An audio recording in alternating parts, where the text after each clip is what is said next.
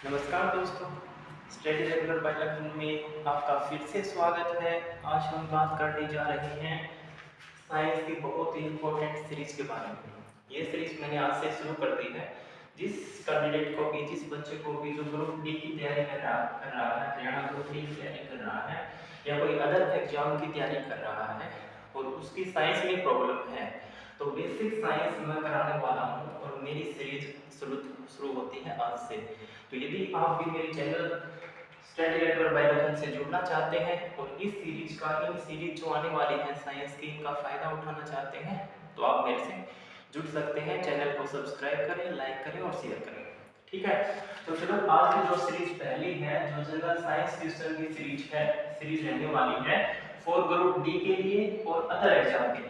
ये Haryana group D के लिए बहुत ज़्यादा बेनिफिशियल है और एग्जाम की आप तैयारी कर रहे हैं, साइंस का बेसिक आप क्लियर करना चाहते हैं, तो मैं इसके बारे में बताऊंगा। सबसे पहले मैं जानकारी दे दूं सीरीज शुरू करने से पहले मैं आपको क्या कराऊंगा, एक वन लाइनर क्वेश्चन कराने वाला हूँ। ये तो कराने वाला हूँ ही डायरेक्ट क्वेश्चन, लेकिन इससे रिलेटेड जितने भी क्वेश्चन बनने वाले हैं या एग्जाम में बनते हैं, उनके बारे में भी मैं आपको पूरी जानकारी दूंगा। ठीक है, तो चलो बिना लेट किए सीरीज शुरू करते हैं। आज हमारी नई सीरीज नंबर 1। ठीक है, तो शुरू करते हैं। पहला जो क्वेश्चन है ये है, सर्वप्रथम किस वैज्ञानिक ने बताया कि पृथ्वी सूर्य के चारों ओर चक्कर लगाती है? ऐसा सबसे पहले किसने बताया था कि जो पृथ्वी है वो सूरज के चारों ओर चक्कर लगाती है? तो ऐसा बताया था साइंटिस्ट कोपरनिकस ने। किसने बताया था? Scientist Copernicus. आपको ये एक प्रकार से फैक्ट है, आपको ये याद करना पड़ेगा, इसका कोई शॉर्टकट नहीं है। किसी चीज का थोड़ा बहुत शॉर्टकट होगा, मैं बताऊंगा आपको याद कैसे करना है। ठीक है, तो सबसे पहले कोपरनिकस ने ही क्या बताया था? ये बताया था कि पृथ्वी सूर्य के चारों ओर चक्कर लगाती है। और जो केपलर के लॉ थे वो भी किसने दिए थे? कोपरनिकस ने दिए थे। जो केपलर्स लॉ थे वो भी किसने दिए थे? Kepler's law, that is also given by Copernicus. ठीक है, तो हमारा दोनों बाइलिंगुअल रहने वाला है, तो चाहे कोई से बच्चा हो, हिंदी मीडियम का इंग्लिश मीडियम का, दोनों को समझ में आएगा। ठीक है, अगला जो क्वेश्चन है, क्वेश्चन नंबर 2, इसकी बात करते हैं। चंद्रमा के प्रकाश को पृथ्वी तक पहुंचने में कितना टाइम लगता है, कितना समय लगता है? ठीक है, तो ये टाइम लगता है 1.3 सेकंड। ठीक है, लेकिन ये अप्रोक्सीमेट टाइम है। ठीक है, इसका जो एग्जैक्ट टाइम है वो मैं आपको बता दूं तो 1.23 सेकंड लगता है। ठीक है, लेकिन अप्रोक्सीमेट पूछ लेते हैं तो डायरेक्ट हम कैसे याद करते हैं कि 1.3 सेकंड लगता है। और आपको ये बता दूं कि चंद्रमा की जो पृथ्वी से जो दूरी है वो कितनी है? 3,84,000 या लगभग 85,000 किलोमीटर के लगभग है।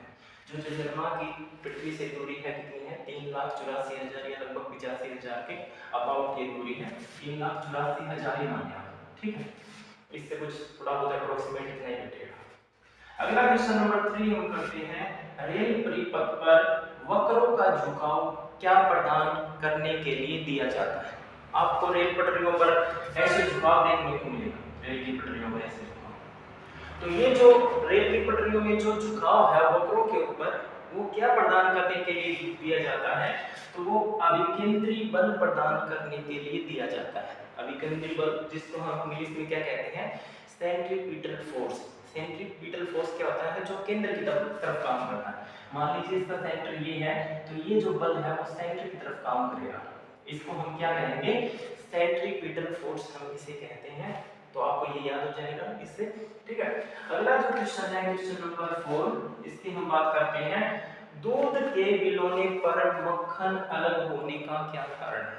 जब हम दूध को बिलोते हैं या उसको मथते हैं तो मक्खन अलग हो जाता है, तो इसका क्या कारण है? कोई भी क्वेश्चन में आपको अलग होने की बात आ जाए, कुछ अलग होने का प्रोसेस आ जाए, तो उसका आंसर क्या होगा? अपकेंद्री बल। अपकेंद्री बल क्या होता है? जो सेंटर की तरफ काम न करके बाहर की तरफ काम करता है। ठीक है, यानी कि सेंट्रीपिटल फोर्स का अपोजिट है।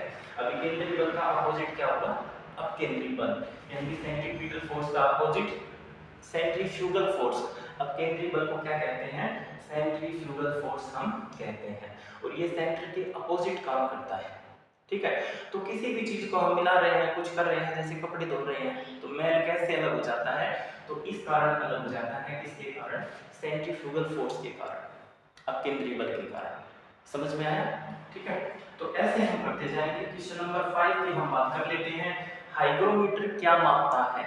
एक हाइग्रोमीटर एक इंस्ट्रूमेंट होता है, यंत्र होता है, ये क्या मापने के काम आता है, तो ये आता है सापेक्ष आर्द्रता मापने के काम आता है। यानी कि जो ह्यूमिडिटी, जो नमी होती है हमारे वातावरण में, ह्यूमिडिटी होती है कि वातावरण के अंदर कितनी नमी है, उसको मापने के लिए इस यंत्र का प्रयोग किया जाता है, हाइग्रोमीटर का प्रयोग किया जाता है। ठीक है।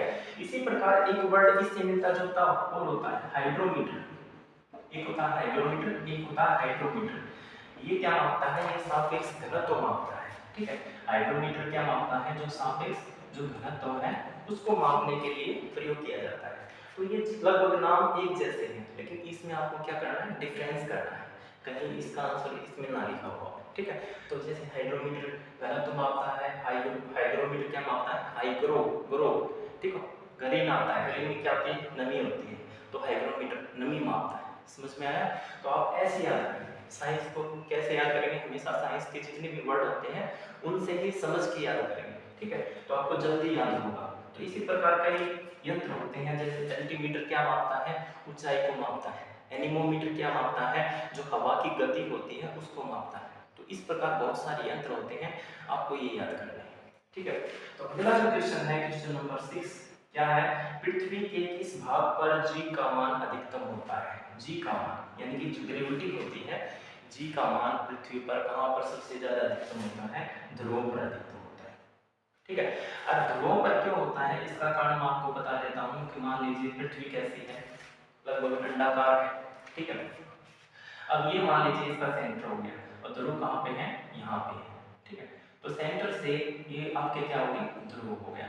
तो ध्रुव के बीच की मतलब ध्रुव और सेंटर के बीच की दूरी क्या होती है, कम होती है। तो दूरी कम होने के कारण जी का मान है सबसे ज्यादा कहाँ पे होगा, यहाँ पे रहने वाला है, कहाँ पर, ध्रुवों के ऊपर। ठीक है। और सबसे कम कहाँ पर रहने वाला है, भूमध्य रेखा पर। कैसे याद करोगे, ये क्वेश्चन भी आ सकता है कि भूमध्य ध्रुवों पर सबसे कम, ठीक है, और भूमध्य रेखा पर क्या होगा, सबसे कम, और ध्रुवों पर सबसे ज्यादा रहने वाला है। ठीक है।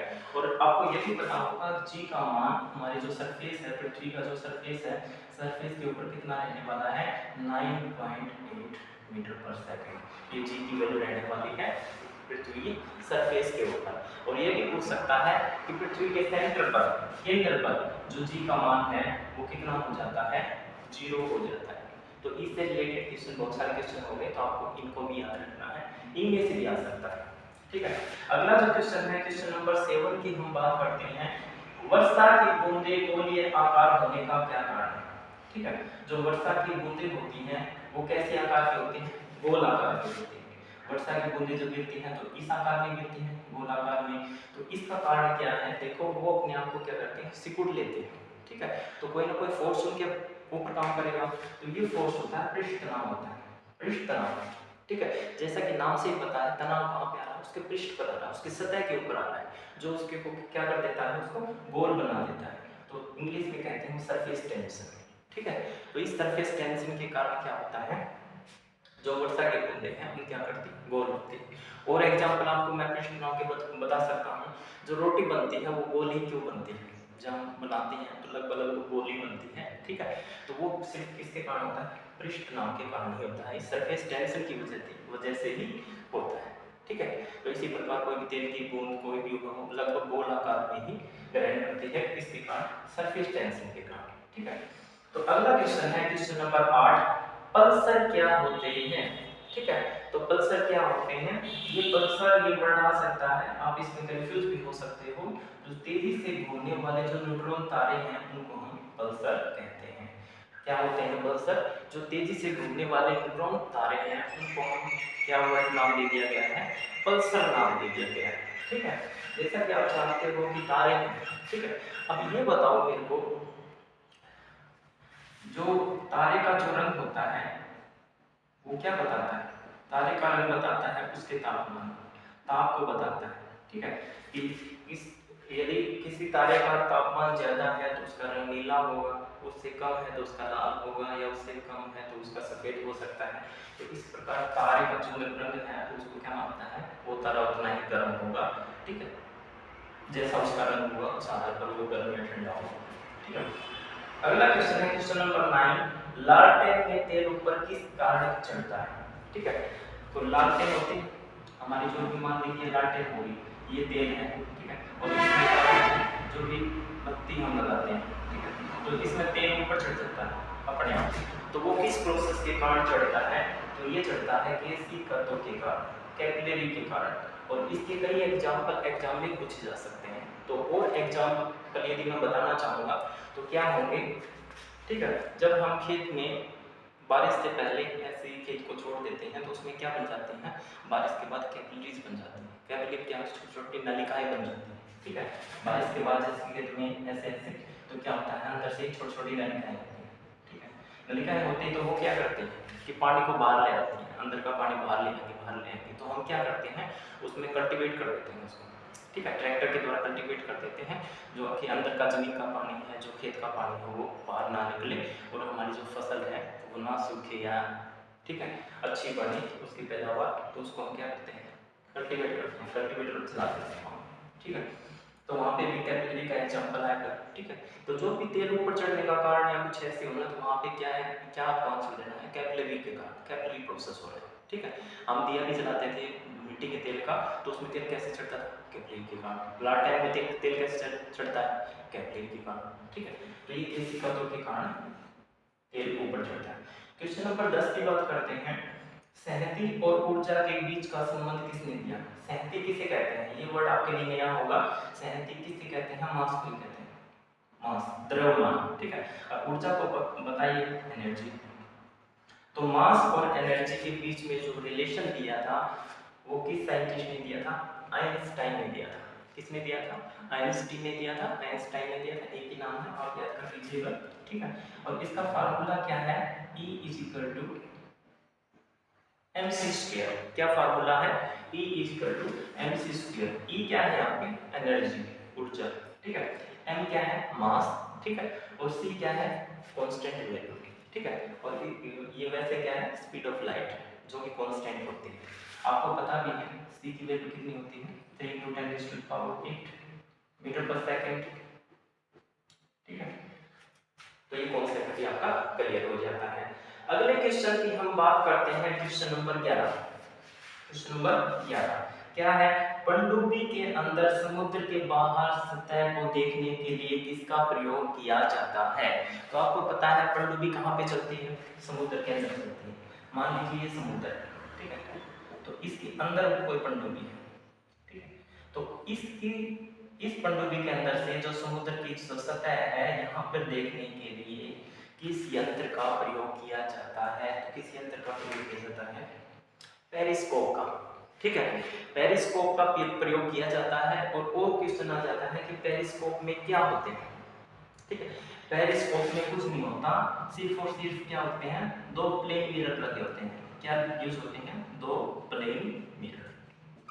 प्लेन मिरर जानते होंगे, ठीक है, प्लेन मिरर जो हम घरों में यूज करते हैं। तो ऐसे सिंपल, ठीक है, प्लेन मिरर लगे होते हैं। और इस पेरिस्कोप का यूज किया जाता है समुद्र के अंदर से, पनडुब्बी में जब हम होते हैं तो बाहर की सतह पर वस्तुओं को देखने के लिए कि बाहर कोई जहाज है या नहीं, या कुछ और है नहीं, वो उसका पता लगाने के लिए किया जाता है, ठीक है।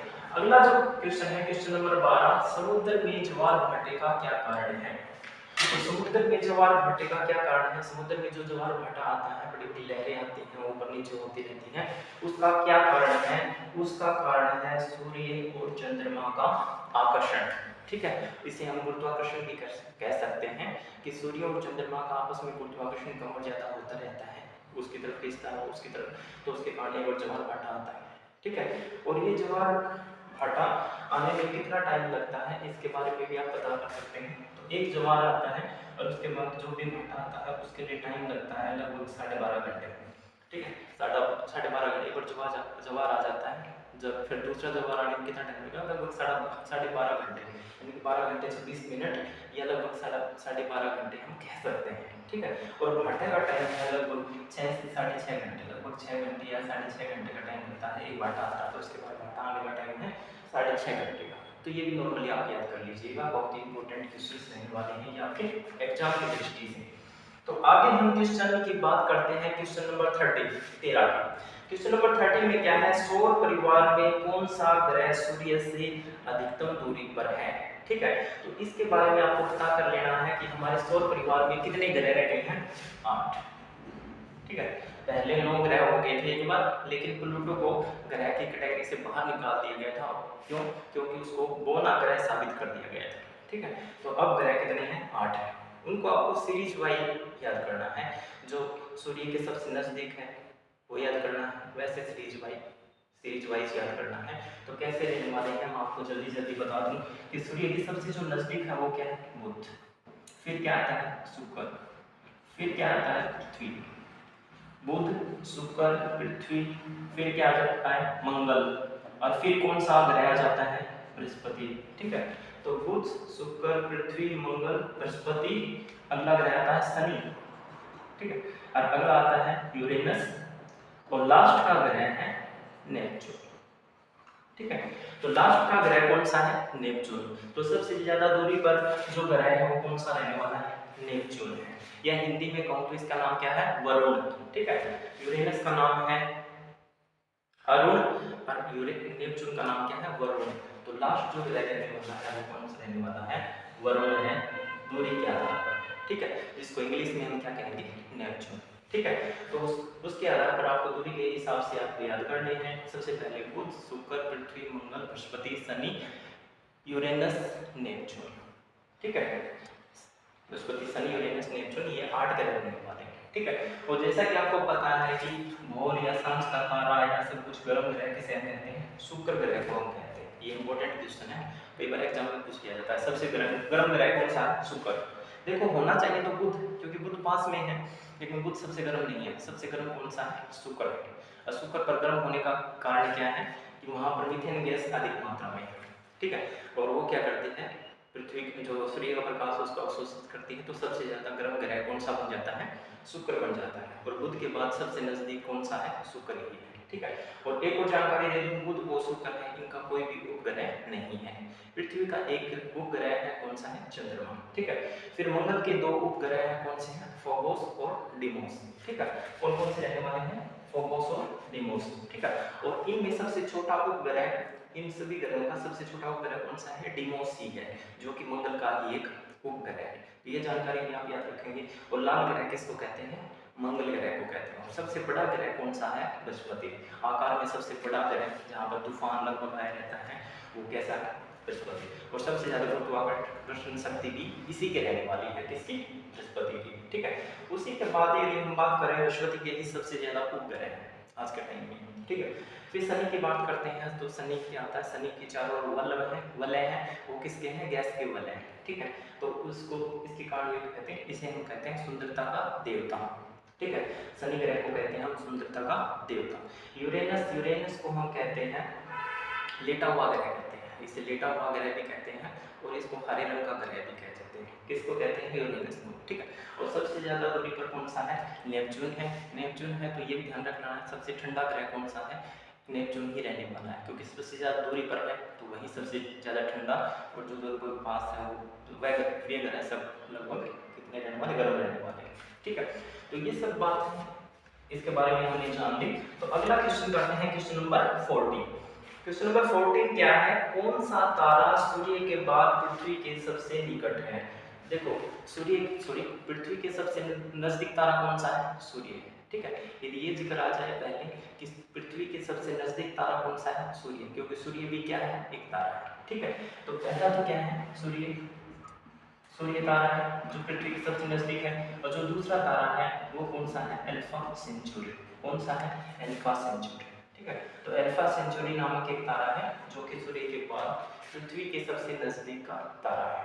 ठीक है जी, अब अगला और लास्ट क्वेश्चन इस सीरीज का हम पढ़ते हैं, क्वेश्चन नंबर 15। ठीक है, तो ये क्या है, लाइट ईयर किसका मात्रक है। लाइट ईयर आपने यूनिट पढ़ी होगी, वो किसका मात्रक है? वो मात्रक है दूरी का। किसका मात्रक है? डिस्टेंस का मात्रक है लाइट ईयर, ठीक है। और जो 1 लाइट ईयर है वो किसके बराबर रहने वाला है? 9.46 इंटू 10⁻15 मीटर कह दूं या किलोमीटर में कहूँगा तो 9.46 इंटू 10⁻12 किलोमीटर, ठीक है। तो इसके बराबर रहने वाला है। और दूरी की सबसे बड़ी इकाई यदि हम बात करें तो वैसे ये बड़ी दूरी मापने की ही इकाई है लाइट ईयर, लेकिन दूरी की सबसे बड़ी इकाई पूछ ले तो लाइट ईयर से बड़ी क्या है? पारसेक, ठीक है। तो वो क्या है? पारसेक। और जो 1 पारसेक है, 1 पारसेक किसके बराबर होगी? 3.26 लाइट ईयर के बराबर होगी। यानी कि 1 पारसेक में 3.26 लाइट ईयर आती हैं, ठीक है। तो ऐसे आपको याद करना है। और क्या हो गई? दूरी की सबसे बड़ी, दूरी मापने की सबसे जो बड़ी इकाई है वो कौन सी हो जाएगी? पारसेक हो जाएगी, जो लाइट ईयर से भी बड़ी है। इस प्रकार हमारी ये 15 क्वेश्चन की सीरीज हमारी जो रही है, मैंने इसके अलावा और एक्स्ट्रा क्वेश्चन भी आपको बताए हैं। तो इस प्रकार मैं आपके लिए जो नई नई सीरीज है, इससे अगर आगे वाली सीरीज है लेके आऊँगा।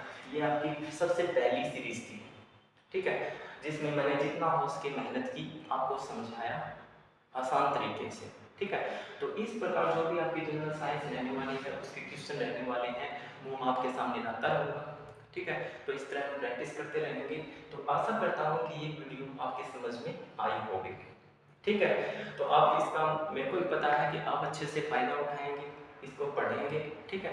तो यदि आपको ये वीडियो पसंद आई हो तो प्लीज़ मेरे channel study regular by Lucknow, ठीक है, मेरा चैनल है स्टडी रेगुलर बाय लखन, उस चैनल को आप सब्सक्राइब करें, शेयर करें, लाइक करें। और भी आपका जो भी कोई दोस्त है, कोई रिश्तेदार है, यदि उसके पास भी आप शेयर करना चाहते हैं तो कर सकते हैं, ताकि उसको भी कुछ ना कुछ फ़ायदा मिले, ठीक है।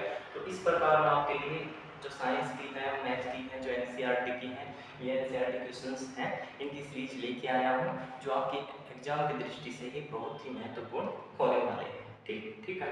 तो इस प्रकार के वीडियोस प्राप्त करने के लिए यदि आप जुड़ना चाहते हैं तो आप मेरे चैनल को जुड़ सकते हैं, क्योंकि ऐसी वीडियो जो भी हम बनाते हैं उसमें बहुत मेहनत लगती है। तो प्लीज़ रिक्वेस्ट है कि प्लीज़ चैनल को लाइक कर दिया करो, थोड़ा सा सब्सक्राइब कर दिया करो, शेयर कर दिया करो, ताकि हमें भी थोड़ा बहुत क्या मिले, मोटिवेट हों, हम भी अलग आगे वीडियो बनाएं, मेहनत से बनाएं और कुछ करें, ठीक है। तो इसी के साथ हम वीडियो समाप्त करते हैं। ये लास्ट में कहना चाहूँगा, धन्यवाद।